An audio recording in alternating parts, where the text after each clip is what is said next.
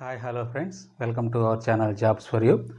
Friends, TET and డిఎస్సికి సంబంధించినటువంటి ఏ చిన్న అప్డేట్ వచ్చినా కానీ మీకు ఇన్ టైంలో మన ఛానల్ ద్వారా అందజేస్తూనే ఉన్నాం.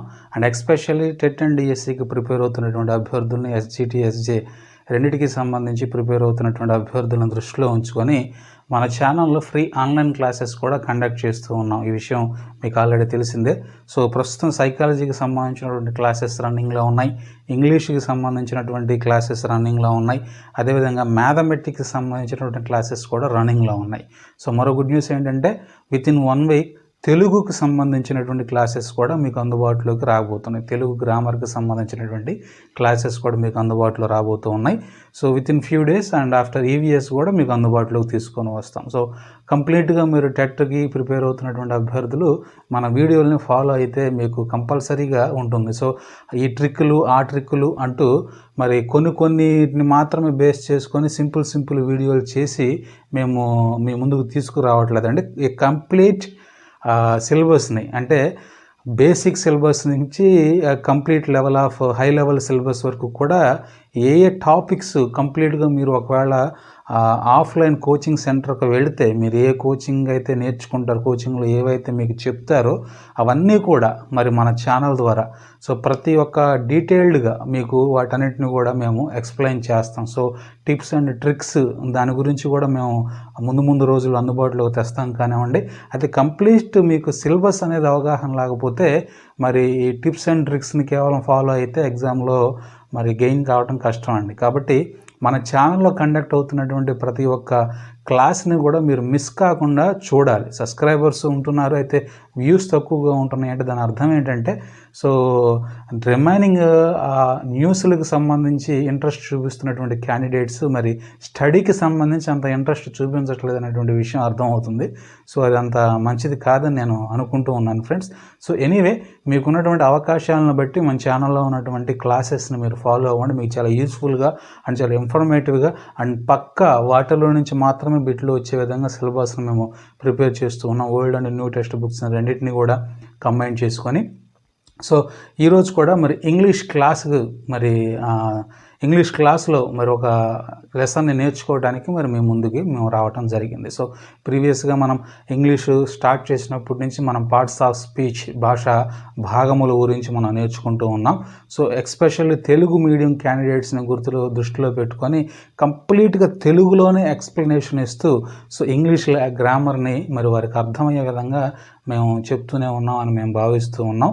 సో ఆ పార్ట్స్ ఆఫ్ స్పీచ్లో మనం ఇప్పటివరకు కూడా మరి దాదాపు 7-8 క్లాసెస్ మనం కంప్లీట్ చేసుకున్నాం. ఈరోజు మరి మనం నేర్చుకోబోతున్నటువంటి మరొక లెసన్ ఏంటంటే ప్రిపోజిషన్స్ గురించి ఈరోజు మనం నేర్చుకోబోతున్నాం. ప్రిపోజిషన్స్, సో విభక్తి ప్రత్యయము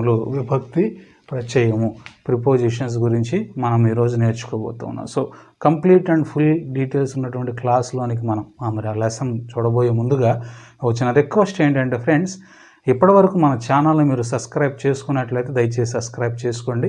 ఆల్ అనేటువంటి ఆప్షన్ సెట్ చేసి పెట్టుకోండి బెల్ ఐకాన్లో.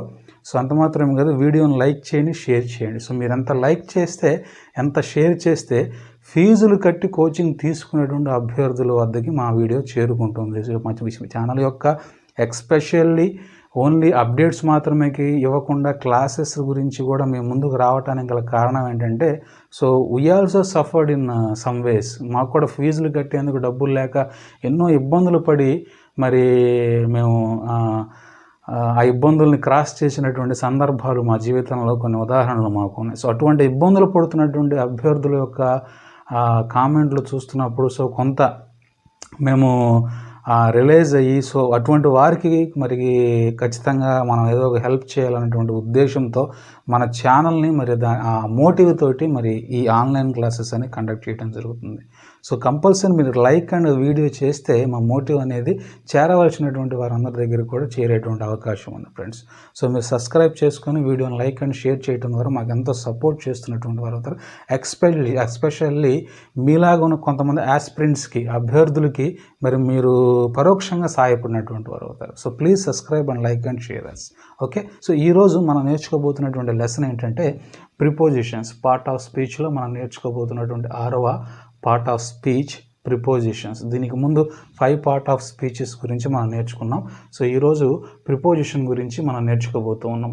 విభక్తి ప్రత్యయము. సో ప్రిపోజిషన్ అనేటువంటి మాటను మనం గమనించినట్లయితే pre plus position, pre plus position. Pre అంటే అర్థం ఏంటంటే ముందుగా, ఈ దేనికైనా ముందు ప్రీ అనేటువంటి అర్థం వస్తుంది. అయితే పొజిషన్ అనేటువంటి అర్థం దేన్ని సూచిస్తుంది? పొజిషన్ అంటే ఒక స్థానాన్ని సూచిస్తుంది అనమాట, ఒక స్థితిని సూచిస్తుంది. సో ప్రీ పొజిషన్ అంటే ముందు స్థానము అని అర్థం, మన తెలుగులో క్లియర్గా అర్థం కావాలంటే. అయితే ఇంగ్లీష్ సెంటెన్స్లో మనం ఏ విధంగా అర్థం చేసుకోవాలి అంటే ఈ ప్రిపోజిషన్ యొక్క పర్పస్ ఎందుకు, అసలు ఈ ప్రిపోజిషన్ ఎందుకు వచ్చింది, ఎందుకు మనం దాన్ని ఉపయోగిస్తాం అనే దాని గురించి కనుక మనం ఒక డెఫినేషన్ ఫామ్లో మనం ఆలోచన చేసుకున్నట్లయితే ఈ ప్రీ పొజిషన్ ముందు స్థానం అంటే దాని అర్థం ఏంటంటే ఒక వాక్యాన్ని మనం తీసుకున్నట్లయితే ఆ వాక్యంలో మనం సబ్జెక్టుగా కానీ ఆబ్జెక్ట్ కానీ లేదా నౌన్ కానీ ప్రొనౌన్గా కానీ మనం ఉపయోగించేటువంటి వాటికి సో ఈ subject and object or noun or pronoun అనేవి హ్యూమన్ బీయింగ్స్ అనమాట. ఓకే, మీకు బాగా క్లియర్గా అర్థం కావాలి, ఒక హ్యూమన్ బీయింగ్స్ అనమాట. ఒక అర్థమైందా?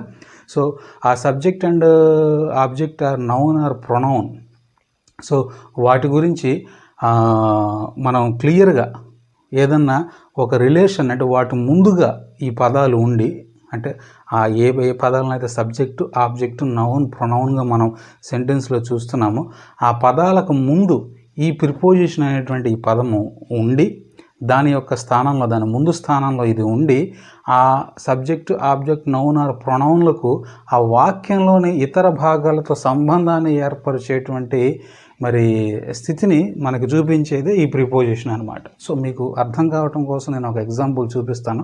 డెఫినేషన్ కొంచెం కన్ఫ్యూజింగ్గా ఉంటుంది. So I am speaking in English. Okay, I am speaking in English. So I am speaking in English. So I am నేను, okay, speaking in English. So ఇక్కడ ప్రిపోజిషన్ ఏదంటే in, I am speaking in అనేది preposition కింద వస్తుందండి. Okay, so ఇక్కడ మరి subject object వచ్చేసి మనకి ఇంగ్లీష్, ఇది సబ్జెక్ట్ కదా, ఇది వెర్బు, ఇది సబ్జెక్టు, ఇది వెర్బు, ఇది ప్రిపోజిషను.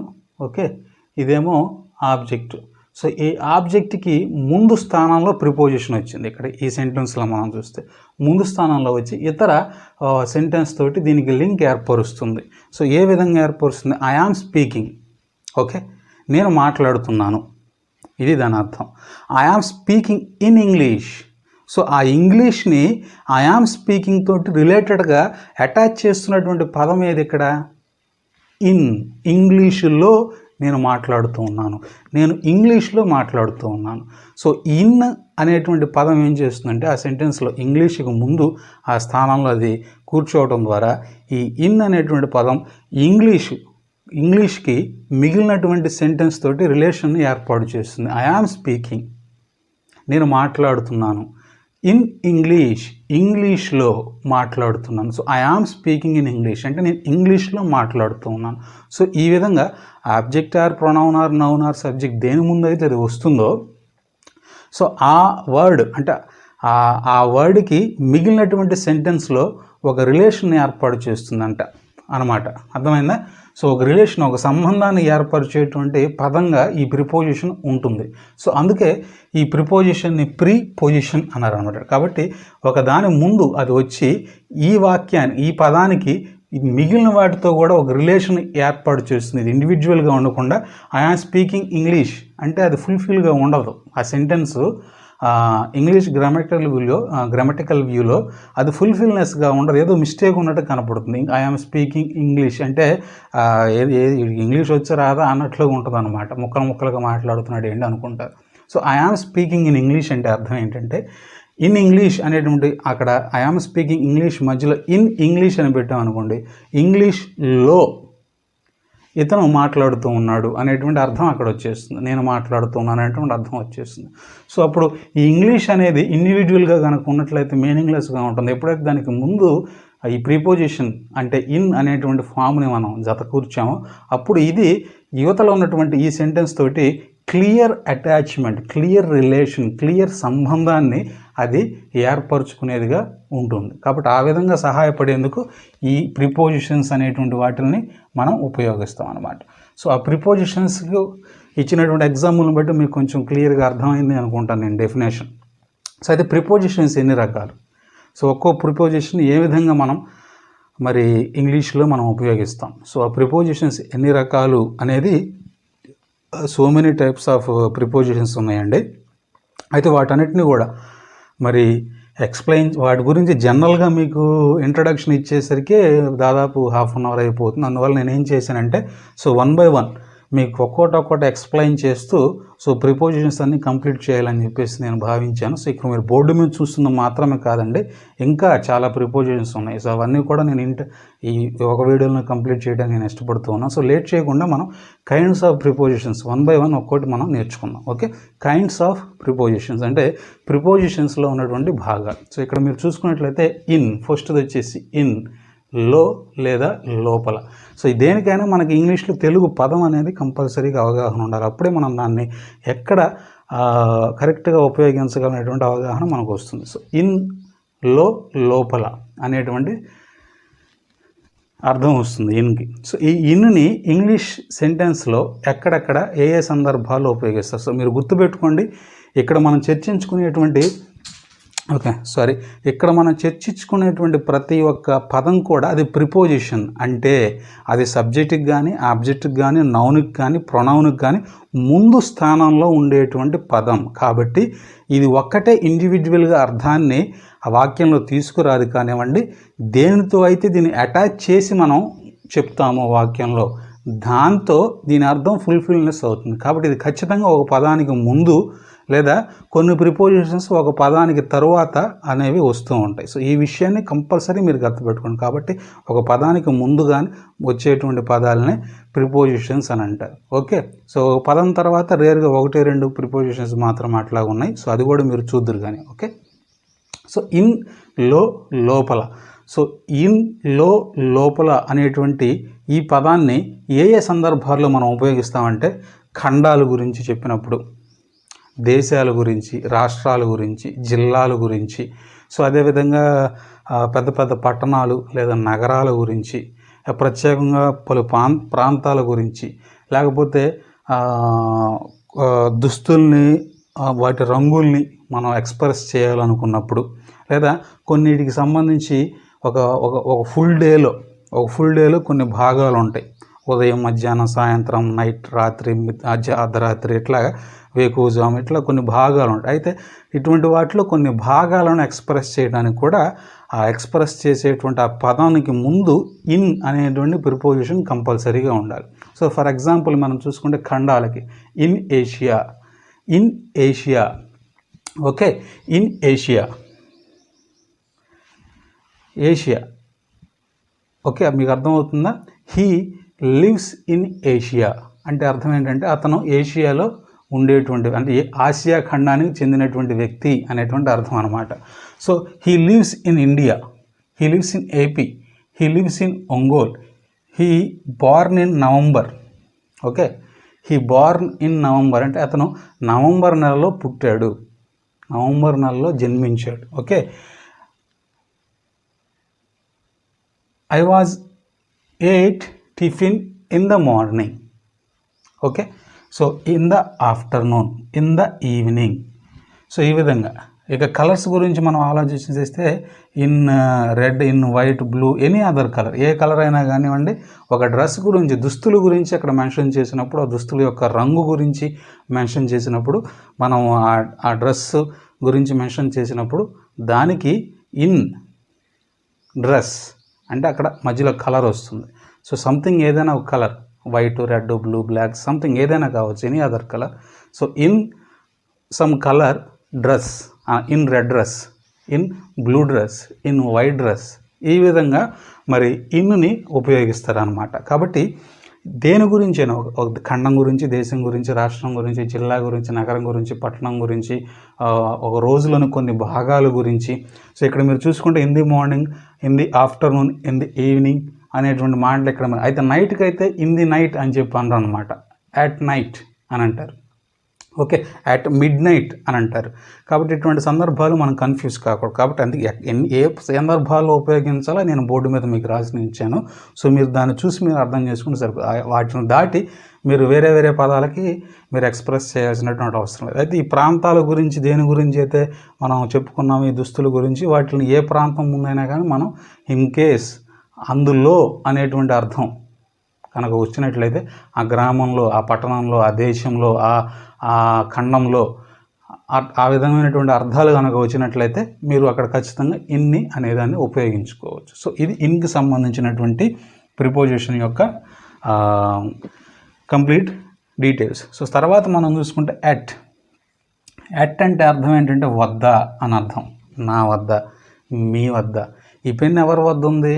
నా వద్ద ఈ పెన్ను ఉన్నది. సో ఆ విధమైనటువంటి అర్థాల్లో వద్ద అనేటువంటిది సందర్భాన్ని వచ్చేటప్పుడు, లేదా దగ్గర అనేటువంటి, దగ్గర అంటే మళ్ళీ కొద్దిగా మిస్లీడింగ్ అయ్యేటువంటి అవకాశం ఉంది, అందుకనే వద్ద అని అంటున్నాను.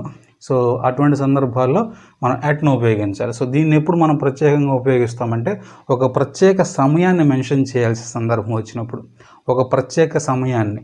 సో సమయాన్ని కూడా మనం కొన్ని సందర్భాల్లో ఇన్తో మనం చెప్తాం, కొన్ని సందర్భాల్లో యాట్తో చెప్తాం, కొన్ని సందర్భాల్లో ఆన్తో చెప్తాం.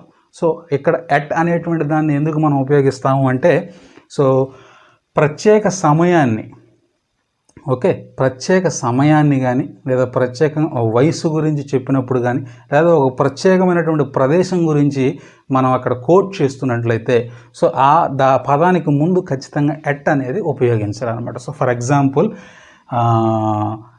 ప్రత్యేకమైనటువంటి సమయాన్ని at 6 o'clock, he wakes up at 6 o'clock అంటే అతను 6 గంటలకు లెగుస్తాడు, నిద్ర.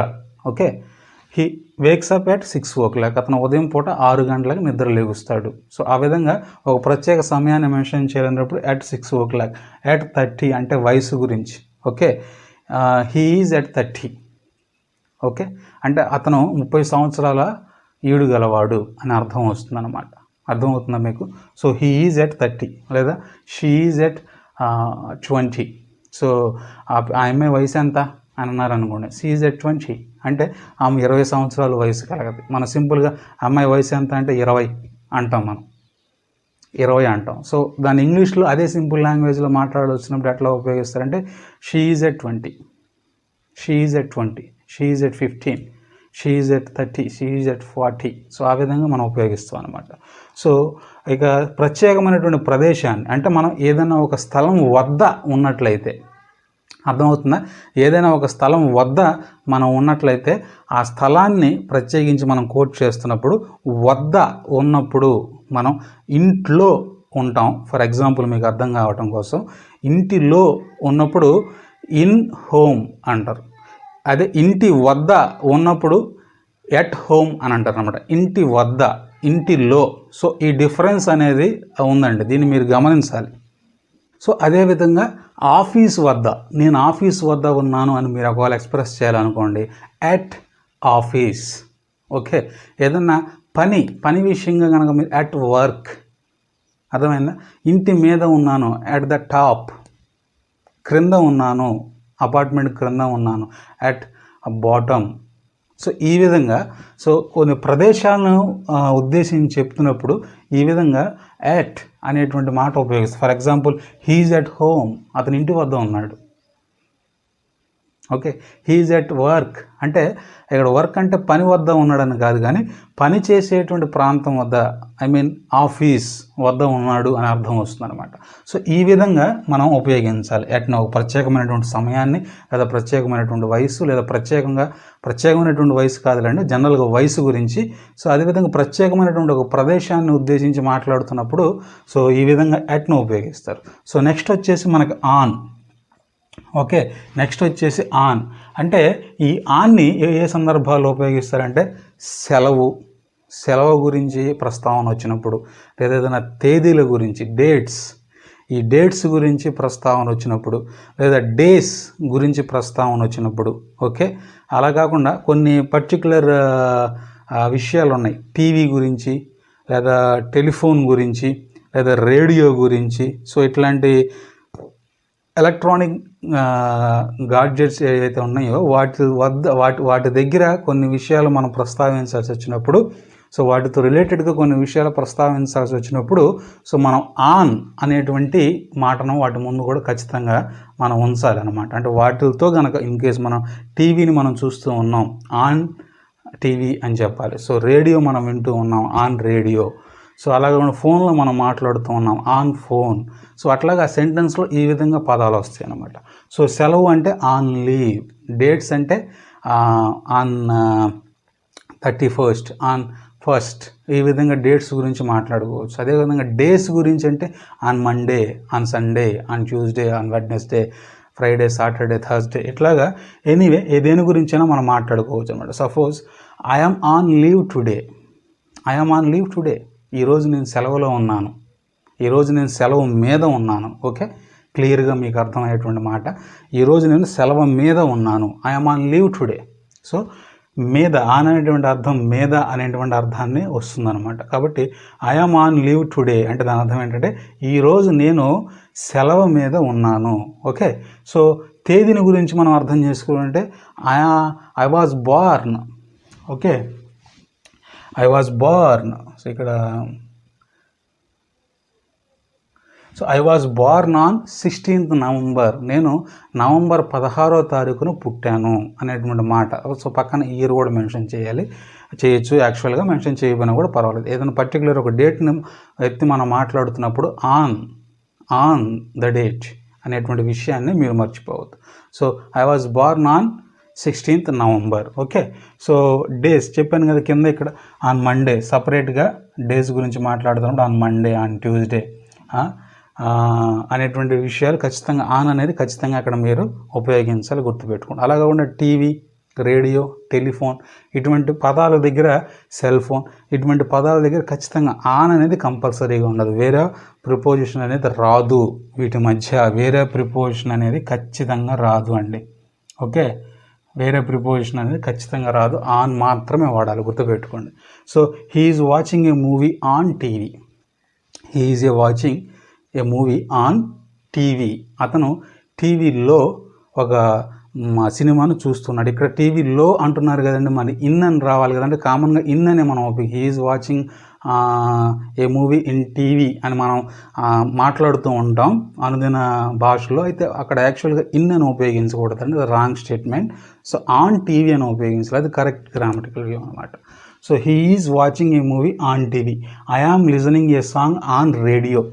So she is talking, okay, she is talking with someone on phone అంటే ఆమె సమ్వన్ ఎవరితోనో ఫోన్లో మాట్లాడుతూ ఉంది. సో ఈ విధంగా ఆన్ గురించి మనం క్లియర్గా మనం అర్థం చేసుకోగలం. ఓకే, నెక్స్ట్ వచ్చేస్తే మనకి బై. ఓకే, బై అంటే అర్థం ఏంటంటే చేత, నా చేత చేయబడింది, మీ చేత చేయబడింది. సో ఇట్లాగా చేత అనేటువంటి మాట ఎక్కడైతే మనం ఉపయోగించగలమో సో అక్కడ బై అనేటువంటి మాట ఖచ్చితంగా రావాలి. సో ఈ బైని ఏ సందర్భాల్లో కనుక మనం ఉపయోగిస్తారని కనుక మనం ఆలోచన చేసినప్పుడు, ఒక ప్రయాణం గురించి చెప్పినప్పుడు, ఏదైనా ఒక వ్యక్తి ప్రయాణం చేస్తూ ఉన్నాడు, సో ఆ వ్యక్తి ప్రయాణం చేస్తూ ఉన్నప్పుడు అంటే ఏ విధంగా ప్రయాణం చేస్తున్నాడు అనేటువంటి విషయాన్ని వ్యక్తీకరించాల్సి వచ్చినప్పుడు ఈ బైని దేన్ని సహాయంతో అతను ప్రయాణం చేస్తున్నాడో దాని ముందు ఈ బైని ఉపయోగిస్తారు. ఫర్ సపోజ్ అతను ప్లేన్లో ట్రావెల్ చేస్తూ ఉన్నాడు, ఓకే, అతను ఫ్లైట్లో ట్రావెల్ చేస్తూ ఉన్నాడు, బై ఎయిర్ అని అంటారు, లేదా బై ఫ్లైట్ అనుకోండి, లేదా బై ఏరోప్లేన్ అనుకోండి, ఎలాగైనా కావచ్చు. He is travelling by flight, by air, by aeroplane ఇట్లాగనమాట. By train, he is travelling by train, he is travelling by car, he is traveling by a bike, he is traveling try a cycle, motor cycle. So ఇట్లాగా దేని సహాయంతో మనం అక్కడ ప్రయాణం చేస్తున్నాము అనేటువంటి దాన్ని మనం చెప్పాల్సినటువంటి సందర్భం వచ్చినప్పుడు by flight, by train, by bus, by car, by scooty, by bike, by bicycle. So ఈ విధంగా మనం చెప్తాం అన్నమాట. సో అది ఒకదానికి మనం బైని ఉపయోగిస్తాం. అయితే మీరు ఈ విధంగా ఆలోచించవచ్చు, మనం ఒకవేళ మనం కాలినడకన ప్రయాణం చేస్తుంటే కొన్ని ప్రాంతాలకు మనం కాలినడకనే ప్రయాణం చేస్తూ ఉంటాం. మరి దాన్ని మనం ఎలాగా బైతో డిఫైన్ చేయొచ్చు అంటే లేదండి. కాలినడకన కానీ లేదా జంతువుల మీద ఏదైనా ప్రయాణం చేస్తున్నాం అనుకోండి, సో అక్కడ మనం ఖచ్చితంగా ఆన్ అనేది ఉపయోగించాలి. ఆన్ అనేటువంటి ప్రొనౌన్ని మనం ప్రిపోజిషన్ని మనం ఉపయోగించాలి. ఓకే, ఆన్ అనేటువంటి ప్రిపోజిషన్ని మనం ఉపయోగించాలి. మనము కాలినడకన ప్రయాణం చేస్తున్నా లేదా ఒక జంతువు మీద, సపోజ్ గుర్రం మీద ప్రయాణం చేస్తూ ఉంటారు, గుర్రం మీద స్వారీ చేస్తూ ఉంటారు. సో గుర్రం మీద స్వారీ చేస్తూ ప్రయాణం చేస్తున్నటువంటి సందర్భాల్లో, సో అది జంతువు మీద ప్రయాణం చేయటమే కదా, అటువంటి సందర్భాల్లో కూడా బై హార్స్ అనకుండా ఆన్ హార్స్ అనేటువంటి పదాన్ని ఉపయోగించాలి. సో ఇది మస్ట్ అండ్ షుడ్గా గుర్తుపెట్టుకోవాలి.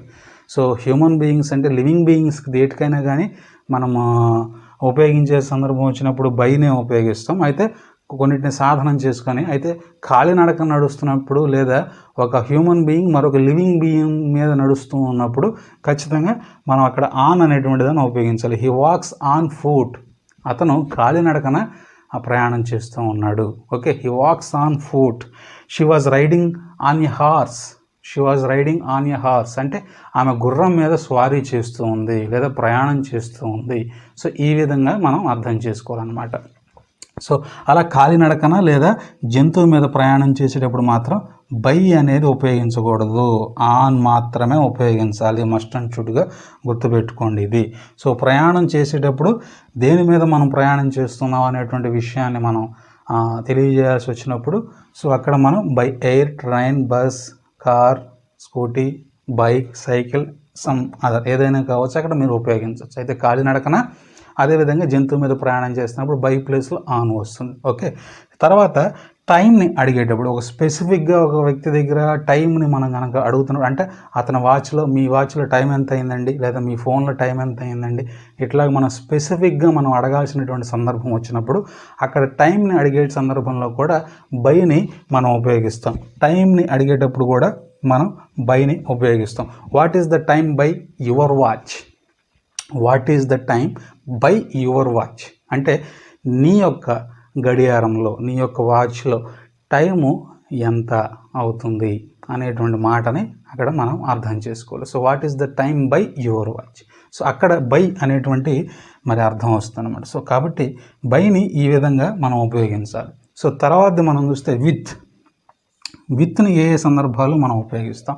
ఈ విత్ అనేది కేవలం ఒక వ్యక్తిని ఉద్దేశించి మాట్లాడేటువంటి సందర్భాల్లో మాత్రమే మనం విత్ని మనం ఉపయోగిస్తామండి. అలా కాకుండా ఒక విషయాన్ని ఉద్దేశించి మాట్లాడేటప్పుడు మనము విత్ను ఉపయోగించాం, గుర్తుపెట్టుకోండి. ఒక వ్యక్తిని ఉద్దేశించి మాట్లాడినప్పుడు మాత్రమే మనం విత్ను ఉపయోగిస్తాం. అలా కాకుండా ఒక వ్యక్తి అవసరమైతే ఒక విషయాన్ని తీసుకొచ్చాడు, అయితే ఆ విషయం గురించి మాట్లాడుతున్నప్పుడు మనం విత్ను ఉపయోగించకూడదు. ఓకే, వ్యక్తి తీసుకొచ్చినా కానీ విషయం గురించి మనం మాట్లాడుతున్నప్పుడు మనం విత్ ఉపయోగించకూడదు. కానీ ఆ విషయం తీసుకొచ్చిన వ్యక్తి గురించి మనం మాట్లాడుతున్నప్పుడు లేదా ఏదన్నా ఒక సందర్భంలో వ్యక్తి గురించి మనం మాట్లాడుతున్నప్పుడు లేదా మన కొన్ని ఫీలింగ్స్ని ఆ విషయంలో తెలియజేయాల్సిన ఒక వ్యక్తి విషయమే తెలియజేయాల్సి వచ్చినప్పుడు మనం కంపల్సరీగా విత్ని అక్కడ మనం ఉపయోగించవచ్చు. So for example agree with, okay, pleased with, లేదా క్వారల్ విత్, లేదా ఆర్గ్యూయింగ్ విత్. సో ఇట్లాగా 4 పదాలు ఉన్నాయి. సో దీని అయితే ఈజీగా మనం గుర్తుపెట్టుకోవచ్చు. ఐ అగ్రీ విత్ హిమ్, నేను అతన్ని అంగీకరిస్తాను. Okay, I agree with him. Suppose ఏదైనా ఒక ప్రపోజల్ తీసుకొచ్చాడు అనుకోండి, ఆ ప్రపోజల్ విషయంగా నేను అతన్ని అగ్రీ చేస్తున్నాను అంటే నేను I agree with him. So అతన్ని నేను అంగీకరిస్తున్నాను. ఇన్ కేస్ అక్కడ ఏదైనా కావచ్చు, మీనింగ్ అతను అంగీకరిస్తున్న అతను. ఓకే, సో ఆ విధంగా సపోజ్ ఏదైనా ఒక మ్యాటర్ గురించి అంగీకరిస్తున్నారు అనుకోండి, ఈ విధంగా I agree with him on this point, okay, on this condition. So ఆ విధంగా అక్కడ ఆన్ అనేటువంటి మాట వస్తుంది. సో వ్యక్తితోటి మాత్రం మాట్లాడేటువంటి సందర్భంలో విత్ అనేటువంటి మాట రావటం కంపల్సరీ. సో ఈ విషయాన్ని మీరు గమనించాలి. So pleased with, a teacher was pleased with his answer. Quarrel with, so I quarrel with you. She was always arguing with me, ఆమె ఎప్పుడు నాతో ఆర్గ్యూ చేస్తూ వాదన చేస్తూనే ఉంటుంది. సో నాతో వాదన చేస్తూనే ఉంటుంది. సో ఆ విధంగా అర్థం వచ్చినప్పుడు, సో ఇక్కడ మనం చూసుకుంటే ఇక్కడ ఇందాక మనం చెప్పుకున్నాం కొన్ని సందర్భాల్లో ప్రిపోజిషన్ అనేది పదం తర్వాత వచ్చేటువంటి అవకాశం ఉంటుంది. సో విత్ అటువంటిది అనమాట, అగ్రీ విత్ ఇవన్నీ కూడా సో ముందు వచ్చేటువంటివి, ఇది ఒకటి మాత్రమే తర్వాత వచ్చేటువంటిది. సో ఈ విషయాన్ని మీరు ఖచ్చితంగా గమనించాలి. ఓకే, ఇది విత్కి సంబంధించినటువంటి విషయం. తర్వాత from to. Okay, from to. So ఈ ఫ్రమ్ టుని మనం ఫ్రమ్ టు అనేటువంటి రెండు పదాలను ఒకే సెంటెన్స్లోనూ ఉపయోగించవచ్చు. అలా కాకుండా ఫ్రమ్ని మనం ఇండివిజువల్గా ఉపయోగించవచ్చు, అదేవిధంగా టూను కూడా మనం ఇండివిజువల్గా ఉపయోగించవచ్చు. ఫ్రమ్ అంటే అర్థం ఏంటంటే నుండి అని అర్థం. అదేవిధంగా టు అని అంటే అర్థం ఏంటంటే కు లేదా కి. కు లేదా కి లేదా ఫ్రమ్ టు రెండింటిని కలిపి ఉపయోగించినప్పుడు నుండి వరకు. నుండి అంటే వరకు, టు అనే అర్థానికి వరకు అనేటువంటి అర్థం. ఫర్ ఎగ్జాంపుల్ నుండి వరకు, ఫ్రమ్ టు అనేటువంటి అర్థం వచ్చినప్పుడు ఫ్రమ్ కాశ్మీర్ టు కన్యాకుమారి, కాశ్మీర్ నుండి కన్యాకుమారి వరకు. Okay, I was travelling from Kashmir to Kanyakumari, నేను కాశ్మీర్ నుండి కన్యాకుమారి వరకు ప్రయాణించాను. సో ఆ విధంగా అంటే ఒక ప్రాంతం నుండి మరొక ప్రాంతానికి తెలియజేయాల్సినటువంటి సందర్భం వచ్చినప్పుడు ఫ్రమ్ టూను ఉపయోగిస్తారు. ఒక ప్రాంతం నుండి మరొక ప్రాంతానికి ప్రయాణం విషయంలో ఒక ప్రాంతం నుండి మరొక ప్రాంతాన్ని మనం అక్కడ వాక్యాలను తెలియజేయాల్సిన సందర్భం వచ్చినప్పుడు ఫ్రమ్ టూను ఉపయోగిస్తారు అన్నమాట. ఒక ప్రాంతం నుండి మరొక ప్రాంతం. From Kanyakumari to Kashmir. Okay, from Andhra Pradesh to Telangana. So ఈ విధంగా మనం అర్థం చేసుకోవాలి. అలా కాకుండా మరొక సందర్భంలో ఒక సమయం నుండి మరొక సమయానికి అనేదాన్ని కూడా ఫ్రమ్ టూ తోటే మనం ఎక్స్పోజ్ చేయొచ్చు. ఒక సమయం నుండి మరొక సమయానికి, అర్థమైందా? మనం ఫ్రమ్ టూ తోటి మనం అక్కడ సెంటెన్స్ను మనం కంప్లీట్ చేయొచ్చు. For suppose I lived in India from 2002 to 2020. Okay, నేను 2000 సంవత్సరం నుండి 2020 వరకు ఇండియాలో నివసించాను. మీకు అర్థమవుతుందా? I lived in India from 2000 to 2020. నేను 2000 సంవత్సరం నుంచి 2021 సంవత్సరం వరకు ఇండియాలో నివసించాను. సో ఇటువంటి సందర్భాలు ఒక సమయం నుండి మరొక సమయానికి స్పెసిఫిక్గా మనం అక్కడ కోడ్ చేయాలనుకున్నప్పుడు ఫ్రమ్ టూని మనం ఉపయోగించవచ్చు. అలా కాకుండా వీటిని విడివిడిగా కూడా ఉపయోగించవచ్చు. Suppose I went to A party yesterday, నేను నిన్న ఒక పార్టీకి వెళ్ళాను. ఒక పార్టీకి వెళ్ళాను. కి టు అర్థమవుతుందా మీకు అక్కడ? సో వరకు అనేది ఫ్రమ్ వచ్చినప్పుడు మాత్రమే ఉపయోగిస్తారు. టు కి కు అనేటువంటి విషయాలు వచ్చినప్పుడు మాత్రం ఇండివిజువల్గా టూని ఎప్పుడైతే ఉపయోగిస్తారో అక్కడ మనం ఉపయోగిస్తాం అన్నమాట. ఓకే, ఆ తర్వాత ఫ్రమ్ను కూడా ఇండివిజువల్గా మనం ఉపయోగించవచ్చు. మనం చూసుకుంటే he is free from danger, she is free from danger అంటే ఆమె అపాయం నుండి తప్పించబడింది. ఆమె ఒక అపాయం నుండి తప్పించబడింది. సో ఆ విధంగా ఏదైనా ఒక సందర్భంలో నుండి అని చెప్పాల్సి వచ్చినప్పుడు మాత్రం మీరు ఖచ్చితంగా ఫ్రమ్ని ఇండివిజువల్గా ఉపయోగించుకోవచ్చు. లేదా ఏదైనా ఒక సందర్భంలో కు అంటే అతనికి, ఈమెకి, టు హిమ్, టు హర్, అర్థమైందా? లేదా ఒక ప్రాంతానికే కావచ్చు. అయితే అది ఇండివిజువల్గా అయినప్పుడు సో ఆ ప్రాంతానికి అనేటువంటి విషయాన్ని తెలియచేయాల్సినప్పుడు అక్కడ టు అనేటువంటి విషయాన్ని అక్కడ మీరు ప్రస్తావించవచ్చు. ఓకే, సో ఈ విధంగా ఫ్రమ్ టూని మనం కలిపి అదేవిధంగా ఇండివిజువల్గా కూడా ఉపయోగించవచ్చు అనమాట. సో నెక్స్ట్ మనం చూసుకుంటే since. Okay, for. So since అంటే అర్థం ఏంటంటే నుండి అని అర్థం. ఫ్రమ్ అన్నా కూడా నుండే, సిన్స్ అన్నా కూడా నుండే.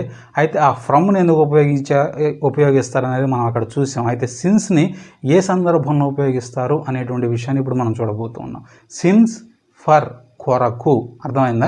సో ఈ సిన్స్ ఫర్ ఒకే విషయాన్ని అంటే ఇది కూడా ఒకే సెంటెన్స్లో ఉపయోగిస్తారంటే ఒకే సెంటెన్స్లో ఉపయోగించరు. బట్ నేను ఎందుకు ఇక్కడ ఒకేసారి మీకు ఎక్స్ప్లెయిన్ చేయడానికి ఇష్టపడ్డాను అంటే సో మీరు అది ఎక్స్ప్లెనేషన్ చూస్తే మీకు ఈజీగా అర్థమవుతుంది.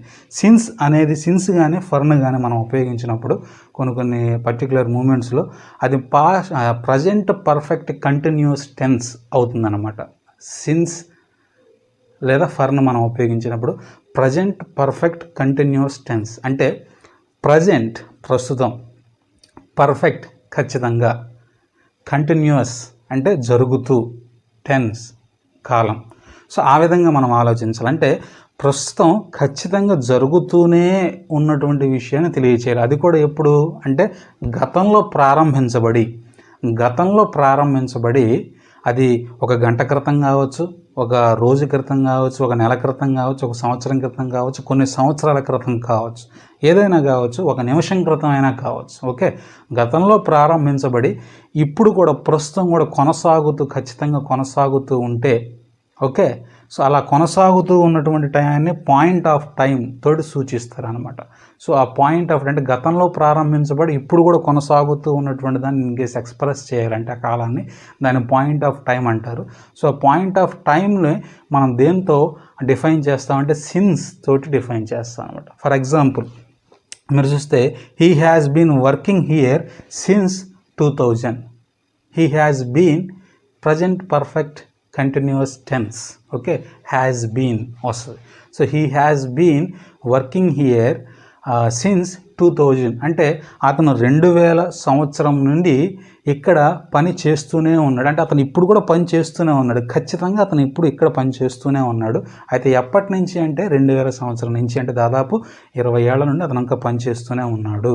So he has been working here or work here since 2000. So అది ఒక పాయింట్ ఆఫ్ టైంని సూచిస్తుంది అనమాట. అలా కాకుండా ఫర్ అనేది ఒక పీరియడ్ ఆఫ్ టైంని సూచిస్తుంది. అంటే ఆ పని అయిపోయి ఉంటుంది, ఒక పీరియడ్, ఒక పర్టికులర్ పీరియడ్, ఒక 1 అవర్.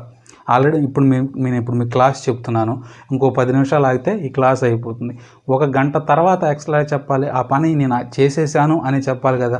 సో అక్కడ చెప్పాల్సినటువంటి సందర్భం వచ్చినప్పుడు, ఆ పర్టికులర్ టైంని మెన్షన్ చేయాల్సి వచ్చినప్పుడు అక్కడ మనం సిన్స్ను ఉపయోగించాం. ఎందుకంటే అప్పుడు జరుగుతూ లేదు, అప్పుడు ఆల్రెడీ అయిపోయింది కాబట్టి అక్కడ మనం ఫర్ను ఉపయోగిస్తాం.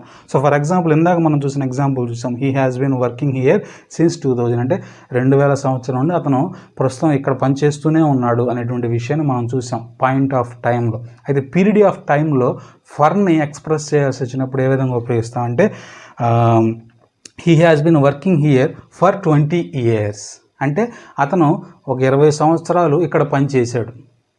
అయితే ఇందాక ప్రస్తుతం కూడా చేస్తూనే ఉన్నాడు సిన్స్ వచ్చినప్పుడు. అయితే ఇప్పుడు మాత్రం he has been working here for 20 years అంటే అతను 20 సంవత్సరాలు కాలం ఇక్కడ పనిచేశాడు. 20 సంవత్సరాలు అతను ఇక్కడ పనిచేశాడు అని అర్థం. అంటే అది పని చేయడం అయిపోయింది కాబట్టి ఒక సమయం నుండి ఇంకో సమయం వరకు మధ్యలో అక్కడ ఒక పని జరిగిపోయింది. సో ఆ సమయాన్ని మనం ఎక్స్ప్రెస్ చేయాలనుకున్నప్పుడు దాన్ని పీరియడ్ ఆఫ్ టైంలో ఎక్స్ప్రెస్ చేయాలి. సో దాన్ని ఫర్తో మనం ఆ టైంని డిఫైన్ చేస్తాం. అలా కాకుండా ఇప్పటికీ కూడా జరుగుతూనే ఉందనుకోండి, గతంలో ప్రారంభమై, ఓకే, ఇప్పుడు కూడా జరుగుతూ ఉంటే దాన్ని పాయింట్ ఆఫ్ టైంలో మనం డిఫైన్ చేస్తాం. India has been independent since 1947. Okay, India అనేది 1947 సంవత్సరం నుంచి స్వతంత్ర దేశంగా కొనసాగుతూ ఉంది. అంటే ఇప్పుడు కూడా మనం ఇంకా స్వతంత్ర దేశమే మన భారతదేశం. So since 1947. ఓకే, అలా కాకుండా పీరియడ్ ఆఫ్ టైంని మనం చూసుకుంటే Shiva has been teaching English for 13 years. So అంటే అతను 13 సంవత్సరాలు ఇంగ్లీష్ని బోధించాడు అని అర్థం వస్తుంది అనమాట. సో ఆ విధంగా పర్టికులర్ పాయింట్ ఆఫ్ టైంని డిఫైన్ చేయాలన్నప్పుడు సిన్స్ను ఉపయోగిస్తారు. అదేవిధంగా పీరియడ్ ఆఫ్ టైంని డిఫైన్ చేయాలనుకున్నప్పుడు ఫర్ను ఉపయోగిస్తారు. అయితే ప్రత్యేకంగా అవి ఏ సందర్భాల్లో ఉపయోగిస్తారు అంటానికి ఇక్కడ మీకు కొన్ని డీటెయిల్స్ ఇక్కడ నేను రాశాను. సో దీన్ని చూస్తే మీకు ఇంకొంచెం క్లారిటీ వచ్చేటువంటి అవకాశం ఉంది. సిన్స్ని ఏ సందర్భాల్లో ఉపయోగిస్తారంటే the name of days. Okay, the name of days ముందు అర్థమైందా, the name of days since Monday అంటే ఒక పని సపోజ్ నిన్న మొదలైంది అని అనుకుందాం. ఓకే, సో నిన్న సండే కాబట్టి this work started since Sunday అని చెప్పి అంటాం. అంటే ఈ వర్క్ నిన్నటి నుండి జరుగుతూ ఉంది, అంటే ఇప్పుడు కూడా కొనసాగుతూనే ఉన్నది. సో అప్పుడు మనం సిన్స్ నిన్న ఎస్టర్డే లేదా సండే కాకపోతే నిన్న అనేటువంటి పదాన్ని ఎస్టర్డే అనే దాంతో కూడా మనం సూచించవచ్చు. So on the name of days, so పదాలు అంటే ఆ పేరును మన సండే మండే అనేట్లు ఏదైనా చెప్పాలనుకున్నప్పుడు ఆ నేమ్స్ ముందు ఉపయోగిస్తారు. అదేవిధంగా on the name of months and years. Okay, time గురించి చెప్పినప్పుడు టైం o'clock AM PM గురించి చెప్పినప్పుడు ఇన్ కేస్ గతంలో ప్రారంభమై పలానా పర్టికులర్ టైంకి, సో ఇప్పుడు కూడా అది కొనసాగుతూ ఉంటే సిన్స్ 6 o'clock, సో ఇప్పుడు కూడా కొనసాగుతూనే ఉంది, లేదా 6 AM 6 PM, సో ఆ టైంలో అది స్టార్ట్ అయ్యి ఇప్పుడు కూడా కొనసాగుతూ ఉంది అనేటువంటి విషయాన్ని మనం ఇక్కడ మన టైంలో కూడా ఎక్స్ప్లెయిన్. ఇన్ కేస్ సీజన్స్ గురించి, ఫెస్టివల్స్ గురించి, సిన్స్ లాస్ట్ క్రిస్మస్ అర్థమైందా?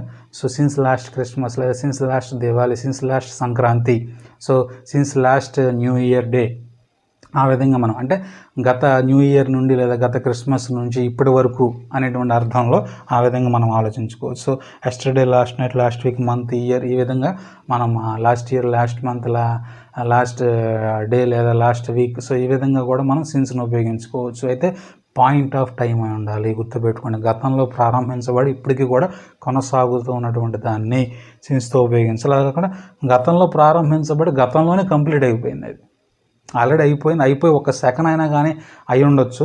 సో అక్కడ మనం సిన్స్ అని ఉపయోగించకూడదు, ఫర్ అని ఉపయోగించాలి. ఒక్క సెకండ్ గడిచిపోయిన తర్వాత అయినా కానీ మనం ఇన్ కేస్ దాన్ని మనం చెప్తూ ఉన్నట్లయితే ఒక నిమిషం అయిపోయింది లేదా ఒక సెకండ్ అయిపోయింది, ఆ పని కంప్లీట్ అయిపోయింది. So when it was completed we have to use for, ఏ ప్రిపోజిషన్ ఫర్ని మనం ఉపయోగించాలి.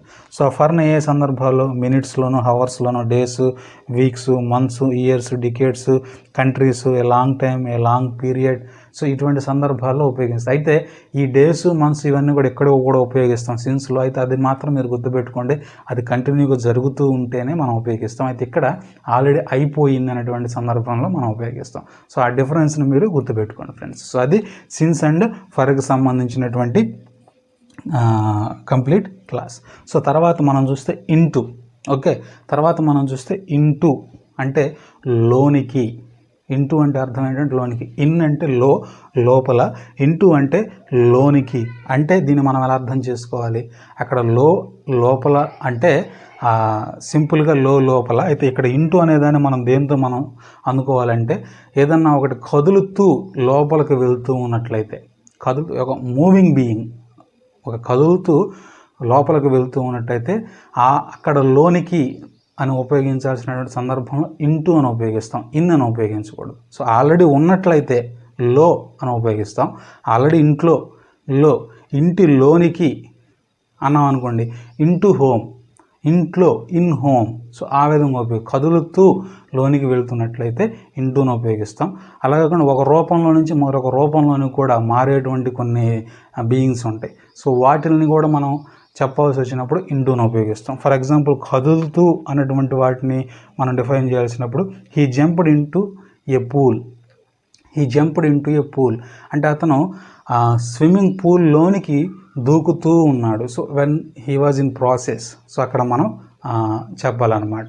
ఓకే, అలా కాకుండా the frog fell into a well అంటే ఈ కప్ప బావిలోకి పడిపోతూ ఉంది. సో అటువంటి లోనికి, అర్థమైందా? అటువంటి సందర్భం వచ్చినప్పుడు కదులుతూ ఆన్ ప్రాసెస్తో లోనికి వెళ్తున్నటువంటి వాటి సందర్భాలు వచ్చినప్పుడు ఇంటూని మనం ఎక్స్ప్రెస్ చేయాలి. అలాగే ఒక రూపం నుండి ఇంకో రూపంలోనికి మారేటువంటి సందర్భాలు కూడా మనం ఎక్స్ప్రెస్ చేయొచ్చు. For example A caterpillar changes into A butterfly. అంటే ఒక గొంగళి పురుగు మరి సీతాకోక చిలుకలాగా మారుతూ ఉంటుంది. సో మీకు అర్థమవుతుంది, ఒక గొంగళి పురుగు సీతాకోక చిలుకలాగా మారుతూ ఉంటుంది. సో కాబట్టి తర్వాత ఇంకో ఎగ్జాంపుల్, మనకి ఈజీ ఎగ్జాంపుల్ చూసుకోవాలంటే మిల్క్ టర్న్స్ ఇంటూ కర్డ్. పాలు పెరుగులాగా మారతాయి. Okay, water turns into ice. నీరు ఐస్ లాగా మారుతుంది. Ice turns into water. Okay, curd turns into butter milk. So ఈ విధంగా మనం సందర్భాలు ఉపయోగించాల్సి వచ్చినప్పుడు వాటి లోనికి మారుతూ ఉన్నప్పుడు సో మనం ఇక్కడ ఇంటూను ఉపయోగించవచ్చు. సో ఈ ప్రస్తుతం మనం ఇప్పటివరకు ఇన్ గురించి, ఎట్ గురించి, ఆన్ గురించి, బై గురించి, విత్ గురించి, ఫ్రమ్ టు గురించి, సిన్స్, ఫర్ గురించి, తర్వాత ఇంటూ గురించి మనం నేర్చుకున్నాం. సో ఇంకా కొన్ని ప్రిపోజిషన్స్ ఉన్నాయి. సో అవన్నీ నేను మళ్ళీ బోర్డు మీద మీకు రాసి మళ్ళీ నేను కెమెరా ముందుకు వస్తానండి. Okay, preposition of. Okay, of అంటే యొక్క అని అర్థం అనమాట. ఆఫ్ అంటే యొక్క అని అర్థం. సో దేని గురించి అయినా కానీ ఒక కారణాన్ని తెలియచేయడానికి ఉపయోగించేటువంటి ప్రిపోజిషన్ ఏంటంటే అది ఆఫ్. ఒక కారణాన్ని తెలియచేయడానికి ప్రిపోజిషన్గా మనం ఆఫ్ని ఉపయోగిస్తాం. For example he died of cancer. అతను క్యాన్సర్ కారణంగా చనిపోయాడు. He died of cancer. అతను క్యాన్సర్ కారణంగా చనిపోయాడు. She is afraid of dogs. Okay, she afraid of dogs. ఆమెకు కుక్కలంటే భయం. మనకు అర్థమయ్యే భాషలో చెప్పండి, ఆమెకు కుక్కలంటే భయం. సో ఆమె కుక్కల కారణంగా భయపడుతుంది. సో ఈ విధంగా మనం అర్థం చేసుకోవచ్చు. So dogs have a good sense of smell అంటే మరి కుక్కలకి మరి వాసన పసిగట్టేటువంటి గొప్ప ఒక సెన్స్ ఉంది, ఒక జ్ఞానం ఉంది, ఒక ఇంద్రియం ఉంది, ఒక జ్ఞానేంద్రియం, ఒక స్మెల్ను గమనించేటువంటి ఒక జ్ఞానం ఉంది అనేటువంటి విషయాన్ని వాక్యంలో ఇప్పుడు మనం చూస్తూ ఉన్నాం. సో ఏదైనా కావచ్చు, ఇన్ కేస్ మనం ఈ యొక్క అనేటువంటి మీనింగ్ని మనం ఉపయోగించేటువంటి విధముగా, ఓకే, అతని యొక్క, ఆమె యొక్క, దాని యొక్క, దీని యొక్క, మరి ఈ కారణాన్ని బట్టి లేదా ఇంకేదైనా కావచ్చు, ఆ విధంగా మనం ఆలోచన చేసుకున్నప్పుడు ఆ యొక్క సందర్భాల్లో మనం ఆఫ్ అనేటువంటి ప్రిపోజిషన్ని మనం ఉపయోగిస్తాం. సో యాజ్ యూజువల్ ఆ ప్రిపోజిషన్ బట్టి అంటే ముందు స్థానం అంటే noun, pronoun, subject or object యొక్క ముందు స్థానంలో ఈ ప్రిపోజిషన్ అనేటువంటి పదం ఉండి మిగిలినటువంటి సెంటెన్స్ తోటి ఈ నౌన్, ప్రొనౌన్, సబ్జెక్ట్ ఆర్ ఆబ్జెక్ట్కి ఒక రిలేషన్ ఏర్పాటు చేసేది ప్రిపోజిషన్స్. ఆ విధంగా మీరు ఆలోచించుకొని ఆఫ్ని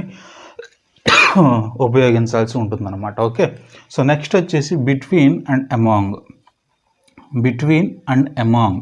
సో బిట్వీన్ అండ్ అమాంగ్ ఈ రెండింటిని కూడా ఒకేసారి ఎందుకు డిఫైన్ చేయడానికి మీకు చూపిస్తూ ఉన్నానంటే సో మీకు అర్థం అవుతుంది. బిట్వీన్ అండ్ అమాంగ్ అంటే అర్థం ఏంటంటే బిట్వీన్ అనేటువంటి ప్రిపోజిషన్ని ఇద్దరు వ్యక్తుల మధ్య ఉపయోగించాలి. ఇద్దరు వ్యక్తులు ఏదైనా కానీ రెండిటి మధ్య ఉపయోగించడానికి, కేవలం వ్యక్తుల మధ్య కాదు, వస్తువుల మధ్య కావచ్చు, ఇంకేదైనా కావచ్చు, ఏదైనా రెండిటి మధ్య ఉపయోగించడానికి బిట్వీన్ అనేటువంటి దాన్ని మనం ఉపయోగిస్తాం. అలా కాకుండా రెండిటి కంటే ఎక్కువ, 3, 4, 5, 10 ఒక సమూహం, సో ఇట్లాగా రెండిటికంటే ఎక్కువ మంది మధ్య ఎక్కువ ఉన్నప్పుడు ఉపయోగించాల్సినటువంటి ప్రిపోజిషన్ ఏంటంటే అమాంగ్. ఫర్ ఎగ్జాంపుల్ ఇది ఇద్దరి మధ్య ఉపయోగించేది, ఇది ఇద్దరి కంటే ఎక్కువ మధ్య ఉపయోగించేది అమాంగ్ అనేది. So for example divide these mangoes. ఒక ప్లేస్లో కొన్ని మ్యాంగోస్ ఉన్నాయి అనుకోండి, ఒక 10 మ్యాంగోలు ఉన్నాయి. So divide these mangoes between you and me. Okay, so divide these mangoes between you and me అంటే ఇక్కడ ఉన్నటువంటి 10 మ్యాంగోలు నీకు నాకు సమానంగా విభజించు అనేటువంటి మాట అక్కడ మనం అర్థం చేసుకోవచ్చు. అలా కాకుండా అక్కడ ఒక 10 మంది పిల్లలు ఉన్నారనుకోండి, సో అక్కడ బిట్వీన్ అని మనం ఉపయోగించకూడదు. అక్కడ ఏమైనా ఉపయోగించాలి, divide these mangoes among them అంటే ఆ 10 మంది పిల్లలకి డివైడ్ చేసి ఇవ్వండి. సో ఆ విధంగా అంటే ఇన్ కేసు ఇద్దరు వ్యక్తుల గురించి చెప్పాలనుకున్నప్పుడు ఆ ఇద్దరు వ్యక్తులు మీరైనా ఉండొచ్చు లేదా ఎవరైనా కావచ్చు, వస్తువుల గురించి అయినా కావచ్చు. సో రెండిటి విషయం చెప్పాలనుకున్నప్పుడు బిట్వీన్ ఉపయోగించాలి. అలా కాకుండా రెండిటికంటే ఎక్కువ మందిని విషయం గురించి చెప్పాలనుకున్నప్పుడు మీరేం చేస్తారంటే అమాంగ్ని ఉపయోగించాల్సి ఉంటుందన్నమాట. There is a friendship between him and her. There is a friendship between him and her or there is a friendship between you and me. Okay, there is a friendship between you and me అంటే నీకు నాకు మధ్య స్నేహం ఉంది, ఆమెకు అతనికి మధ్య ఒక స్నేహం ఉంది. ఓకే, అలా కాకుండా కొంతమంది గ్రూప్ ఒక 4, 5 మంది ఉంటారు, 10 మంది గ్రూప్గా ఉంటారు. సో వాళ్ళ మధ్య స్నేహం ఉంటుంది. సో అటువంటి వ్యక్తుల మధ్య మనం ఎలాగ చెప్పాలి అంటే అక్కడ బిట్వీన్ ప్లేస్లో ఇక్కడ ఏదైతే బిట్వీన్ అనేది మనం ఉపయోగించామో అక్కడ ఇద్దరు వ్యక్తుల మధ్య బిట్వీన్ మనం ఏ విధంగా అయితే ఉపయోగించామో అక్కడ అమాంగ్ని అంతమంది వ్యక్తుల మధ్య ఇన్ కేస్ స్పెసిఫిక్గా నెంబర్ ఉంటే ఆ నెంబర్ మెన్షన్ చేసి అంతమంది వ్యక్తుల విషయంలో ఉపయోగించవచ్చు.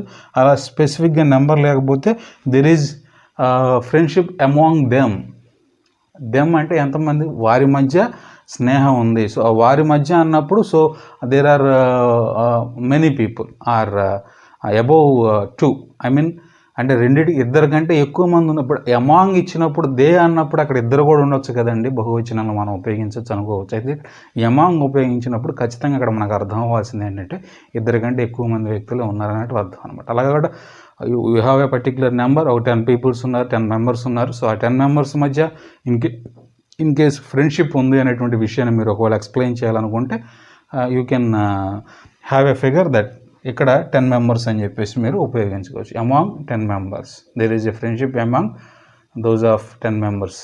ఓకే, సో ఆ విధంగా మనం ఉపయోగించుకోవచ్చు. ఇది బిట్వీన్ మధ్య అనేది ఇద్దరు వ్యక్తులు రెండింటి మధ్య. అమాంగ్ అనేది రెండింటికంటే ఎక్కువ ఉన్నప్పుడు, అది వ్యక్తులు కావచ్చు, వస్తువులు కావచ్చు, మరి ఏదైనా కావచ్చు.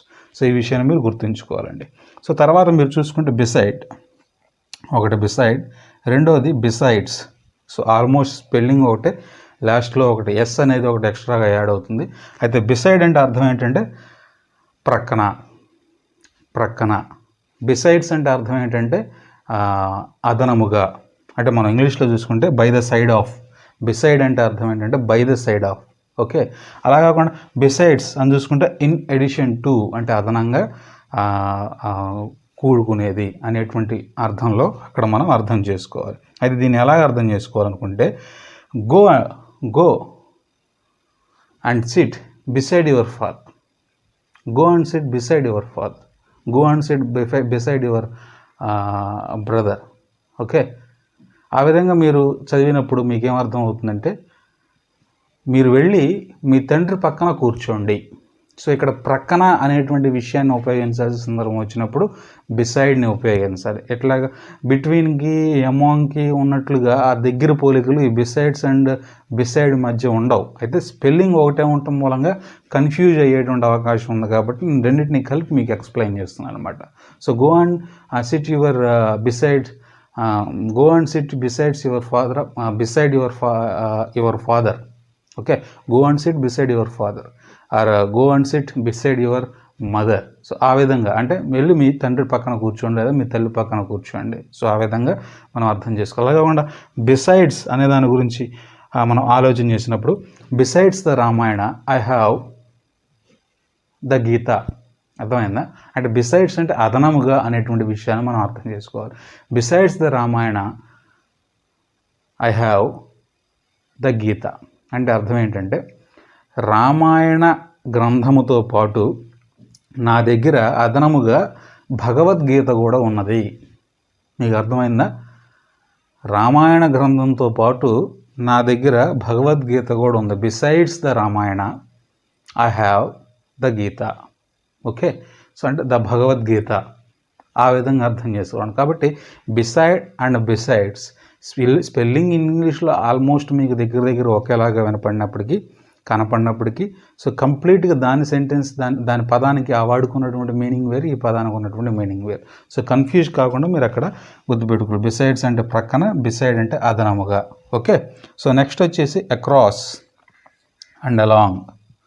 అక్రాస్ అంటే అడ్డంగా, కదులుతూ అనేటువంటి వాటికి కదులుతూ ఉన్నటువంటి దాన్ని ఉద్దేశించి మాట్లాడుతున్నప్పుడు అక్రాస్ అండ్ అలాంగ్ అని ఉపయోగించాలి. మనం గత క్లాస్లో కూడా కదులుతూ మూవింగ్ బీయింగ్కి మనం ఉపయోగించాం. ఇంటూ అనేటువంటి దాన్ని కదులుతూ లోనికి అనేటువంటి దాన్ని ఇంటూతో మనం మాట్లాడాం నిన్న ప్రిపోజిషన్. అట్లాగే ఇది కూడా కదులుతూ అడ్డంగా కదులుతూ ఉన్నటువంటి దాన్ని అమాంగ్ అక్రాస్ తోటి మనం అక్కడ అక్రాస్ తోటి అక్కడ మనం మాట్లాడాలి. అలా కాకుండా అలాంగ్ అంటే ముందుకు, అర్థమైందా? కదులుతూ ముందుకు పోతున్నటువంటి దాని గురించి మనం మాట్లాడుతూ ఉన్నప్పుడు అక్రాస్ తోటి అలాంగ్ తోటి మనం మాట్లాడాలి. కాబట్టి ఇక్కడ కొద్దిగా నేనే కన్ఫ్యూజ్ అవుతున్నాను కాబట్టి మీరు కొంచెం కన్ఫ్యూజ్ లేకుండా అర్థం చేసుకోవాలి. అక్రాస్ అనేది కదులుతూ అడ్డంగా. ఫర్ ఎగ్జాంపుల్ మనం చూసుకున్నప్పుడు he is running across the road to catch the bus.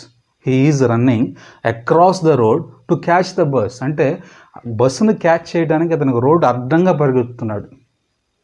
కొంతమంది మనం రోడ్డు మీద వెళ్తున్నప్పుడు చూస్తూ ఉంటాం, కొంతమంది రోడ్డుకి అడ్డంగా పోతూ ఉంటుంటారు. అర్థమైందా? So he is running to catch the bus across the road అంటే అతను రోడ్డుకి అడ్డంగా పరిగెత్తుతున్నాడు. దేని నిమిత్తం? బస్సుని క్యాచ్ చేయడానికి. అది చాలా ప్రమాదం అన్నమాట. సో ఆ విధంగా అడ్డంగా వెళ్ళేటువంటి, కదులుతూ అంటే వెళ్ళేటువంటి దాని గురించి ఎక్స్ప్లెయిన్ చేయడానికి మనం అక్రాస్ని ఉపయోగించాలన్నమాట. అలా కాకుండా ముందు వెళ్ళేదండి అంటే he is running along the road to catch the bus అంటే అతను బస్సుని క్యాచ్ చేయడానికి రోడ్డుకు ముందుగా వెళ్తున్నాడు. కాబట్టి అతను బస్సుని క్యాచ్ చేయడానికి వెళ్తూ ఉన్నాడు. కాబట్టి ఈ విషయాన్ని ఇక్కడ మీరు గమనించాలి. ఓకే, ఇది అక్రాస్కి అలాంగ్కి ఉన్నటువంటి డిఫరెన్స్. తర్వాత మీరు చూస్తే ఓకే, తర్వాత మీరు చూస్తే ఓవర్ అండ్ తర్వాత దాంతోపాటు అబోవ్. సో ఓవర్ అన్న పైనే అని అర్థం వస్తుంది, అబోవ్ అన్న కూడా పైనే అని అర్థం వస్తుంది. అయితే ఈ రెండింటిని మనం ఎలాగ చూడాలి అంటే ఇక్కడ మీరు చిన్న డయాగ్రామ్ ఇక్కడ గీసాను మీరు చూడండి. సో ఏదైనా ఒకటి ఉన్నప్పుడు ఓవర్ అన్నప్పుడు దానికి చాలా హైట్లో ఉంటుంది అనమాట పైన, అది అబోవ్ అనేది దాని మీదే ఉంటుంది. సో ఇక్కడ మీరు డయాగ్రామ్ చూస్తే మీకు అర్థమవుతుంది, దాని మీదే ఉంటుంది. అయితే ఓవర్ అనేది ఈ అబోవ్ కంటే కూడా పైన, అబోవ్ అంటే పైన, ఓవర్ అంటే ఈ అబోవ్ కంటే కూడా పైన అనేటువంటి విషయాన్ని మీరు గమనించాలి. ఓకే, ఫర్ ఎగ్జాంపుల్ మీరు ఎగ్జాంపుల్ కింద సెంటెన్స్ రాశాను, మీరు చూస్తే మీకు ఈజీగా అర్థమవుతుంది. The birds are flying over the building. The birds are flying over the building అంటే పక్షులు బిల్డింగ్కు పైగా ఎగురుతూ ఉన్నాయి. Okay, the birds are flying over the building but in the above the birds are stands above the building. The birds are stands above the building అంటే ఆ పక్షులు building పైన నిలుచున్నాయి. అర్థమవుతుందా?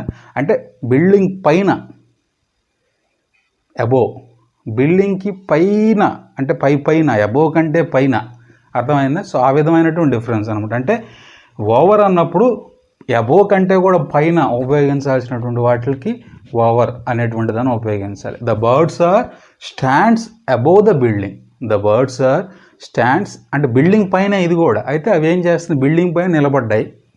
ఓకే, సో అయితే the birds are flying over the building అంటే అదే building పైనుండి మరి పక్షులు పరిగెత్తుతూ ఎగురుతూ ఉన్నాయి.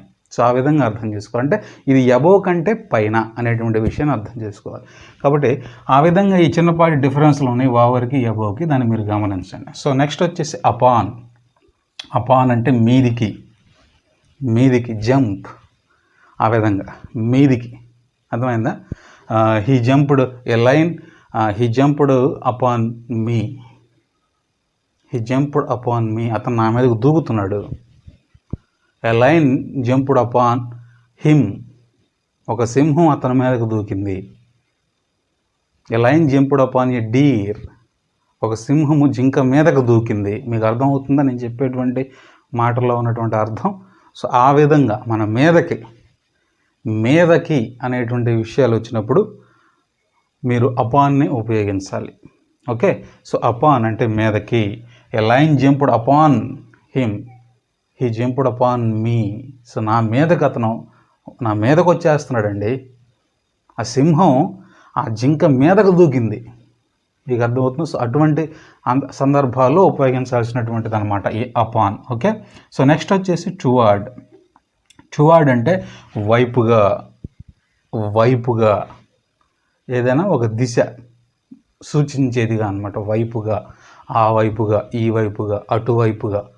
సో అక్కడ ఏదైనా పేరు కూడా పెట్టి ఆ పేరు కలిగినటువంటి ప్రాంతం వైపుగా, వ్యక్తి వైపుగా, బిల్డింగ్ వైపుగా, ఇట్లాగ ఏదైనా కావచ్చు. మీరు టువార్డ్స్ అంటే వైపుగా. The bus is going towards Vijayawada. The bus is going towards Vijayawada అంటే ఆ బస్సు విజయవాడ మీదుగా, విజయవాడ వైపుకి, క్షమించాలి. The bus is going towards Vijayawada అంటే ఆ బస్సు విజయవాడ వైపుగా వెళ్తుంది.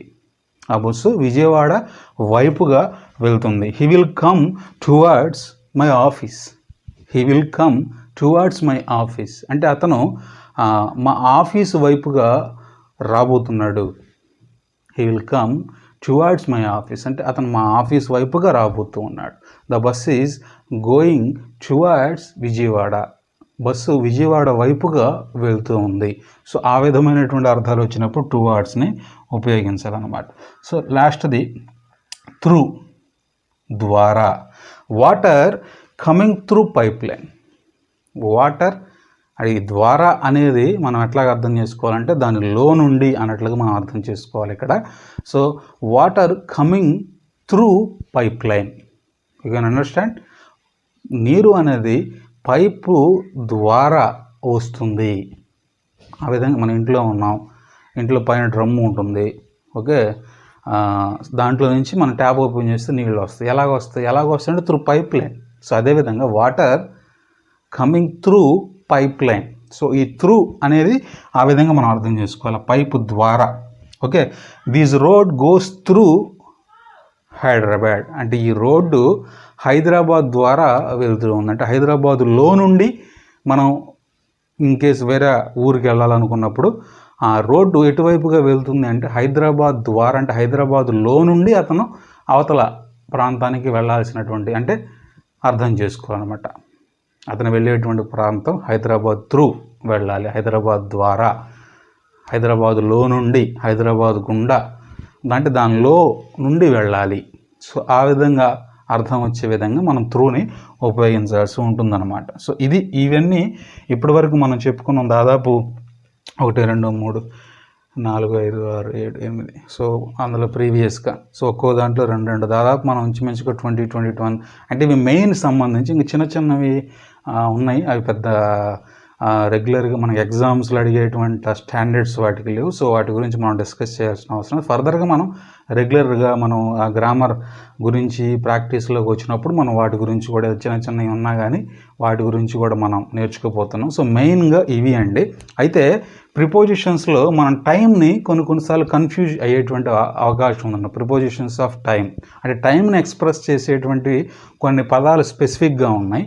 అయితే వాటిలో కొన్ని సందర్భాలు మనం కన్ఫ్యూజ్ అయ్యేటువంటి అవకాశం. అయితే కన్ఫ్యూజ్ కాకుండా ఉండడం కోసం మీకు సింపుల్గా మళ్ళీ మరొక డిస్కషన్ అంటే డిక్లరేషన్ ఇచ్చాను. నిన్న మన ప్రిపోజిషన్ క్లాస్లో ఇన్ అనేది టైంలో మనం ఉపయోగిస్తున్నాం, ఎట్ అనేది కూడా ఉపయోగిస్తున్నాం, ఆన్ అనేది కూడా ఉపయోగిస్తూ ఉన్నాం. సో కొన్ని సందర్భాల్లో ఇన్ అని, కొన్ని సందర్భాల్లో ఆన్ అని, కొన్ని సందర్భాల్లో ఎట్ అని ఇట్లాగా మనం ఉపయోగిస్తూ ఉన్నాం. ఆ విషయంలో కొంచెం కన్ఫ్యూజన్ అయ్యే అవకాశం ఉంది. కాబట్టి ఇంకా కాలాన్ని ఎక్స్ప్రెస్ చేసేటువంటి పదాలు ఇంకా చాలా ఉన్నాయి. కాబట్టి సో ఆ కాలాన్ని ఎక్స్ప్రెస్ చేసేటువంటి పదాలన్నింటినీ కూడా మీ ముందుకు ఒకసారి తీసుకొచ్చి ఏ సందర్భాల్లో వాటిని ఉపయోగిస్తారనే దాన్ని మీరు ఈజీగా అర్థం చేసుకునే విధంగా ఇక్కడ మీకు నేను ఎక్స్ప్లెయిన్ చేయబోతున్నాను ఇప్పుడు. సో అందుకే వాటిని ప్రిపోజిషన్స్ ఆఫ్ టైం అన్న, అంటే టైంని ఎక్స్ప్రెస్ చేసేటువంటి ప్రిపోజిషన్స్. సో మనం చూసుకున్నట్లయితే ఎట్ దీని గురించి, ఎట్, ఆన్, ఇన్ దీని గురించి ఆల్రెడీ మనం డిస్కస్ చేసాం. అయితే ఒకసారి మీకు రివైజ్ చేస్తాం. ఎట్ అనేది పర్టిక్యులర్ ఆఫ్ టైం గురించి ఎక్స్ప్రెస్ చేయడానికి ఉపయోగిస్తున్నారు. Particular of time at 5 PM, at 6 PM, at 7 PM, at 10 PM. So ఈ విధంగా ఒక పర్టిక్యులర్ టైంని ఎక్స్ప్రెస్ చేయాలనుకున్నప్పుడు ఈ ఎట్ను ఉపయోగిస్తారనమాట. అలా కాకుండా ఆన్ చెప్పాలనుకున్నప్పుడు on Monday, on 10th, on 15th day. Okay, అంటే డేట్స్ కానీ డేని కానీ పర్టికులర్ డేట్స్ కానీ పర్టికులర్ డేస్ గురించి కానీ ఎక్స్ప్రెస్ చేయాలనుకున్నప్పుడు మనం ఆన్ ఉపయోగిస్తాం. అదే ఇన్ అయితే ఆ మంత్స్ గురించి, ఇయర్స్ గురించి, సీజన్స్ గురించి తెలియచేయాలనుకున్నప్పుడు ఇన్ని మనం ఉపయోగిస్తుంటాం అన్నమాట టైం బేసిస్లో. అలా కాకుండా ఈ మూడింటి గురించి ఆల్రెడీ మనం క్లాస్లో డిస్కస్ చేయాం కాబట్టి జనరల్గా మీకు ఇంట్రడక్షన్ లాగా ఇచ్చాను. అలా కాకుండా ఇంకా కొన్ని పదాలు ఉన్నాయి. సో ఆ పదాల గురించి మనం చూసుకుంటే ఆఫ్టర్. ఓకే, ఆఫ్టర్ అంటే తరువాత. ఈ తరువాత అనేటువంటి పదం కాలాన్ని ఎలాగా సూచిస్తుంది అంటే after the meeting I want to talk with you. After the meeting I want to talk with you అంటే నేను నీతో మాట్లాడాలి అనుకుంటున్నాను. ఎప్పుడు మాట్లాడాలనుకుంటున్నాను? ఆఫ్టర్ ద మీటింగ్ అంటే ఈ మీటింగ్ తరువాత నేను నీతో మాట్లాడాలి అనుకుంటున్నాను. అంటే there is a particular time. ఈ మీటింగ్ అయిపోయినటువంటి తరువాత నేను అతనితో మాట్లాడాలనుకుంటున్నాను అంటే అక్కడ దేన్ని సూచిస్తుంది? కాలాన్ని సూచిస్తుంది అనమాట. కాబట్టి ఈ విధంగా ఆఫ్టర్ని మనం ఉపయోగించవచ్చు. సో కాలాన్ని ఎక్స్ప్రెస్ చేసే విధంగా ఆ విధంగా ఆఫ్టర్ కూడా ఉపయోగిస్తారు. సో నెక్స్ట్ వచ్చేసి ఎగో. ఎగో అంటే క్రితం. ఎగో అంటే క్రితం. సో ఈ క్రితాన్ని ఎలాగా మనం అర్థం చేసుకోవాలి అంటే I met her 1 year ago. I met her 1 year ago. I met her 1 year ago అంటే 1 సంవత్సరం క్రితమే నేను ఆమెను చూశాను. 1 సంవత్సరం క్రితం నేను ఆమెని కలిశాను. 1 సంవత్సరం క్రితం ఆమెను నేను చూశాను. So I met her 1 year ago. So యాక్చువల్గా ఇక్కడ 1 year బ్యాక్ నేను ఆమెను చూశాను అంటుంటాం మనం మాట్లాడేటువంటి లోకల్ లాంగ్వేజ్లో. 1 year బ్యాకే నేను ఆమెను చూశాను, 1 year బ్యాకే నేను అతను కలిశాను అని చెప్పి అంటూ ఉంటాం. సో యాక్చువల్గా ఇక్కడ బ్యాక్ అనేది ఉపయోగించకూడదండి. ఓకే, బ్యాక్ అనేది ఉపయోగించడం మనం అంటే డైలీ ఫ్లోలో ఆ విధంగా మనం ఉపయోగిస్తుంటాం. అవతల వారికి మన ఫీలింగ్ అనేది ఆటోమేటిక్గా వాళ్ళకి కన్వర్ట్ అయిపోతూ కమ్యూనికేట్ అవుతూ ఉందని అనుకోండి. అయితే ఇంగ్లీష్ గ్రామర్ వ్యూలో బ్యాక్ అనేది ఈ సందర్భంలో ఉపయోగించకూడదు, ఎగో అనేటువంటి దాన్ని ఉపయోగించాలి. I met her 1 year ago, not back. 1 year back meet అయ్యాను కాదు, 1 year ago మీట్ అయ్యాను. ఓకే, ఆ విధంగా ఎగో క్రితం అనేటువంటి దాన్ని మనం అర్థం చేసుకోవాలి. తర్వాత బిఫోర్ అంటే ముందు.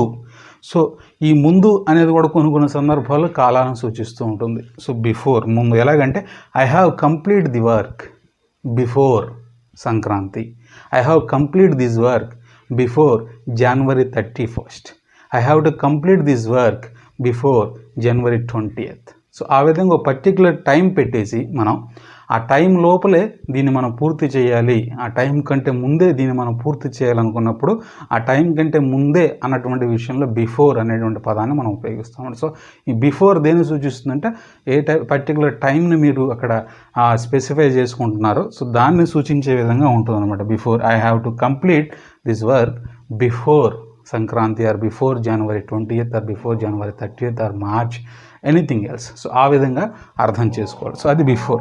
సో నెక్స్ట్ వచ్చేసి బిట్వీన్. సో బిట్వీన్ గురించి ఆల్రెడీ మనం నేర్చుకున్నాం. బిట్వీన్ గురించి ఇక్కడ మనం నేర్చుకున్నాం, బిట్వీన్ అండ్ అమాంగ్ అనేటువంటి విషయాలు.